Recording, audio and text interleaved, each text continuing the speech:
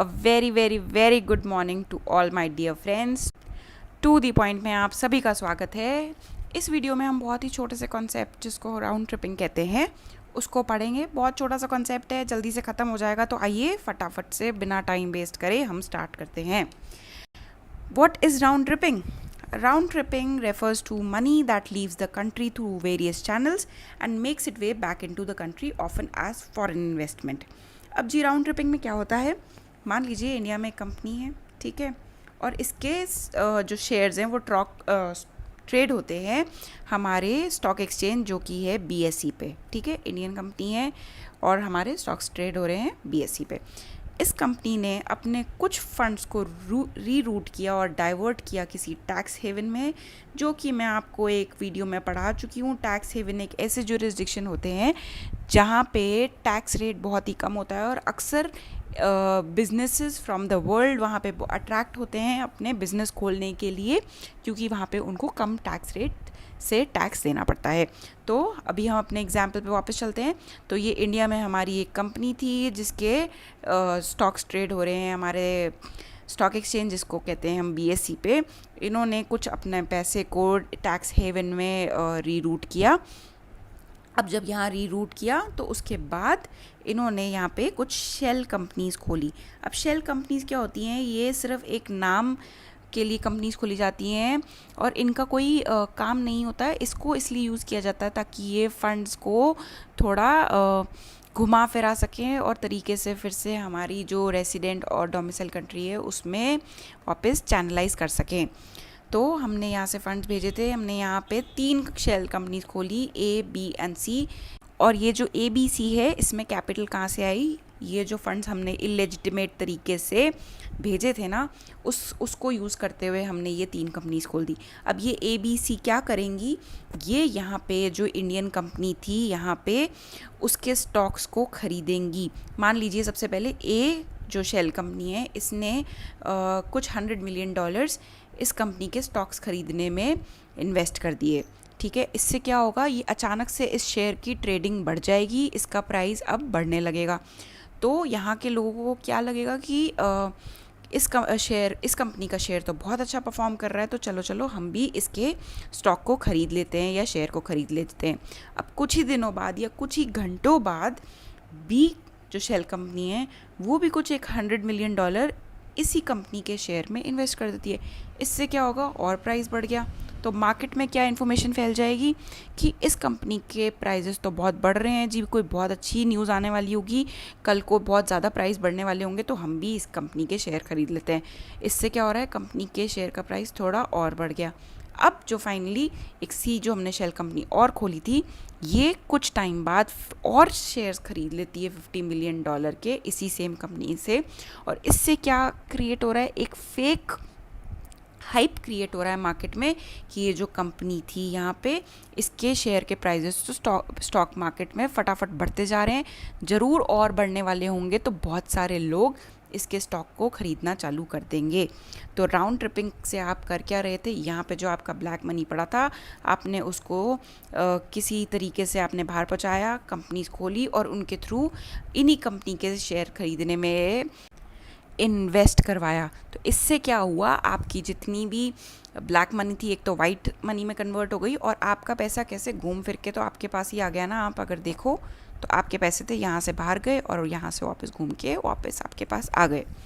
So round tripping refers to the money that leaves the country through various channel. यहाँ से कैसे ना कैसे करके आपने बाहर पहुँचाए and makes it way back into the country often as foreign investment. तो ये क्या कहलाई जाएगी? जब ये ABC ने इसके शेयर्स खरीदे थे तो ये फॉरेन इन्वेस्टमेंट ही तो कहलाई जाएगी। कोई फॉरेन कंट्री की 3 कंपनीज हैं वो हमारे स्टॉक्स खरीद रही हैं इंडियन कंपनी के, तो that is considered as foreign investment. This mostly involves black money and is illegally often use for stock price manipulation. क्या था, ब्लैक मनी को यूज़ करते हो किस लिए, स्टॉक प्राइस के मैनिपुलेशन के लिए। आपने यहाँ पे क्या किया था, स्टॉक प्राइस को तो मैनिपुलेट किया था। ए ने स्टॉक खरीदे अचानक से बहुत सारे इस कंपनी के, तो प्राइस बढ़ा। मार्केट में थोड़ी सी इन्फॉर्मेशन फैली कि इस कंपनी के तो अचानक से स्टॉक प्राइस बढ़ रहे हैं और आगे भी बढ़ने की संभावना लग रही है, चलो चलो हम भी इसके स्टॉक खरीद लेते हैं। फिर बी कंपनी आई, वो भी इसमें इन्वेस्ट करने लग गई, और सी कंपनी आई, वो भी इन्वेस्ट करने लग गई। तो आप एक्चुअली कर क्या रहे हो, अपने ही पैसे को यूज़ कर रहे हो अपनी कंपनी के स्टॉक या शेयर प्राइस को बढ़ाने में।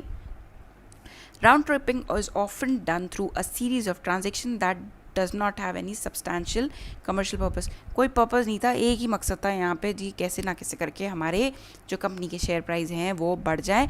कोई इसके पीछे मेन सब्सटैंशियल रीज़न नहीं था। And is often targeted towards stocks that are thinly traded to increase the number of transactions. Usually ये ऐसे रास्ते उन कंपनीज द्वारा अपनाए जाते हैं जिनके स्टॉक्स ज़्यादा ट्रेड नहीं हो रहे मार्केट में, या कुछ टाइम से कोई ज़्यादा हलचल नहीं है उनके शेयर्स में। तो अब उसको फिर से मार्केट में या लाइमलाइट में कैसे लाएं, फटाफट उसकी ट्रेडिंग चालू करवाते हैं और वो किस तरीके से कराएंगे, अपने ही पैसे को यूज़ करके, उसकी राउंड ट्रिपिंग करके। तो राउंड ट्रिपिंग मतलब राउंड ट्रिप लगा के आ गया आपका पैसा आपके पास ही। कैसे उसने राउंड ट्रिप लगाई, आपका पैसा था यहाँ से गया बाहर और बाहर से उन्हीं कंपनीज ने आपके पास वापस भेज दिया, तो हो गई ना राउंड ट्रिप। चलिए नेक्स्ट स्लाइड पे। तो इसमें ये डायग्राम और फ्लो चार्ट के थ्रू समझाया हुआ है। इंडियन कंपनी थी, उसने बाहर पैसे अपने रूट किए, किसी स्विस बैंक में डाल दिए। उस स्विस बैंक से आपने वो जो पैसा वहाँ गया था, 3 शेल कंपनीज खोली ABC, इसी पैसे को यूज़ करते हुए, जो कि फिक्टिशियस कंपनी थी या शेल कंपनीज जिनको कहा जाता है। और वो शेल कंपनीज क्या कर रही हैं, आप ही के कंपनी के शेयर्स में इन्वेस्ट कर रही हैं और उससे आपके कंपनी के जो शेयर प्राइजेज़ हैं वो अचानक से इंक्रीज़ हो जाते हैं। चलते हैं नेक्स्ट स्लाइड पे, और जो कि हमारी लास्ट स्लाइड है। मैंने आपको कहा ही था ये बहुत छोटा सा टॉपिक है, बहुत प्यारा सा टॉपिक है, और इसमें बताया गया कि how does the money return to India. ये मैं आपको ऑलरेडी समझा चुकी हूँ कैसे आ रहा है जी। वो जो पैसा था वो आपके ही कंपनी के शेयर्स में, स्टॉक्स में इन्वेस्ट कर रहे हैं, तो वो पैसा आपके पास घूम फिर के आपके देश में, आपकी कंट्री में आ गया। The money is transfer from the Indian companies to the foreign bank account and that money is then invested in shell companies. उन पैसों से ही तो आप नई शेल कंपनीज खोल रहे हो, और वो शेल कंपनीज क्या करेंगी, आपकी कंपनी में इनडायरेक्टली इन्वेस्ट करेंगी। Located in tax havens. The money held with shell company is then routed back in India via participatory notes to keep the identity concealed. अब वो जो कंपनीज हमारी खोली थी हमने टैक्स हेवन में A, B और C, अब वो डायरेक्टली थोड़ी इन्वेस्ट करेगी। तो इंडियन गवर्नमेंट के पास अलर्ट जनरेट हो जाएगा कि अचानक से पैसे कहाँ से आ रहे हैं। तो अब वो लोग भी स्मार्ट है, वो लोग क्या यूज़ करेंगे, एक ऐसा इंस्ट्रूमेंट होता है, फाइनेंशियल इंस्ट्रूमेंट, जिसको हम पार्टिसिपेटरी नोट्स और P नोट्स भी कहते हैं।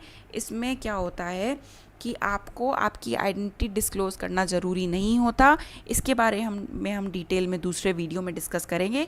एज ऑफ नाउ आप ये समझ लीजिए, जो वो शेल कंपनीज़ हैं वो किस तरीके से पैसे इन्वेस्ट करती हैं इंडियन कंपनी के शेयर्स में थ्रू पार्टिसिपेटरी नोट्स। तो इस तरीके से घूम फिर के आपका पैसा आप ही की कंट्री और आप ही की कंपनी में आ जाता है। तो हो गया ये टॉपिक ख़त्म। देखिए कितनी जल्दी ख़त्म हो गया। सो इस टॉपिक को प्लीज़ वापस से रिवाइज करना नहीं भूलिएगा। बहुत सिंपल सा है कैसे आपके पैसे ने राउंड ट्रिप मारी। So this is all for the today video my friends. Stay fit, stay at home. Last but not the least, do carry your mask जब भी आप किसी पब्लिक प्लेस पे जाएं। So this is all for the today's video. Thank you so much.